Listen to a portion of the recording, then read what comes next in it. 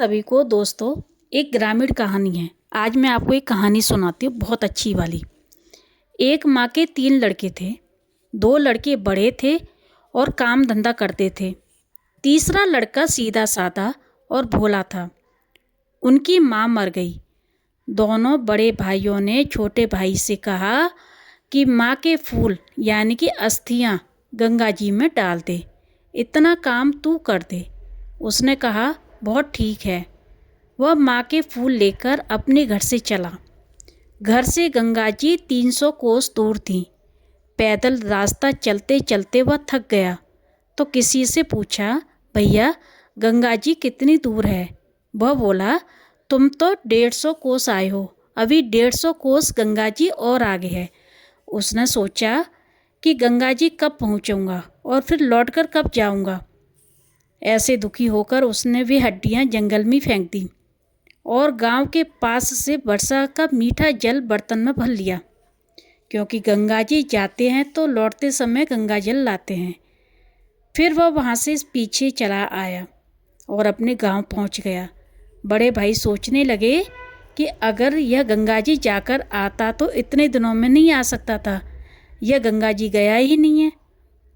बड़े भाइयों ने उससे पूछा, तू गंगा जी जाकर आया है क्या?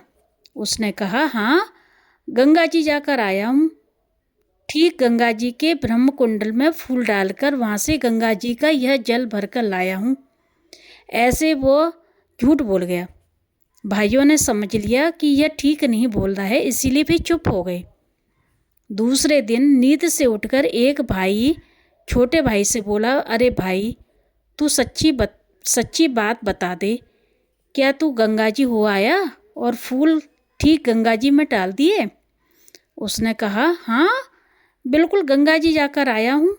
बड़े भाई ने कहा, देख रात को सपने में मेरे को माँ मिली थी और माँ ने मेरे से कहा, इसने तो मेरे को गंगा जी पहुँचाया नहीं, बीच में ही डाल कर आ गया। अब तू ही बता कि माँ की बात सच्ची या तेरी बात सच्ची? छोटा भाई बोला, माँ इधर ही क्यों आई, उधर क्यों नहीं गई? अर्थात 150 कोस तो मैंने पहुंचा दिया था, यहाँ ना आकर उधर ही चली आती तो ठीक गंगा जी पहुंच जाती। इस कहानी का तात्पर्य यह हुआ कि भगवान की शरण होने के बाद यह कसौटी कसते हैं, परीक्षा करते हैं कि भक्तों के, संतों के लक्षण मेरे में नहीं आए तो मैं भगवान की शरण नहीं हुआ। यह माँ उल्टी क्यों आई, सुलटी क्यों नहीं गई? जब मैं भगवान की शरण हो गया तो अब इन लक्षणों की क्या कमी रह गई है? मेरे में ये लक्षण क्यों नहीं आए? ऐसी मान्यता से तो साधक शरणागत हो जाना चाहिए और पूर्णता भी हो जाएगी, परंतु यह मान्यता करेगा कि मेरे में ऐसे लक्षण नहीं आए, मैं शरण नहीं हुआ, तो धोखा हो जाएगा।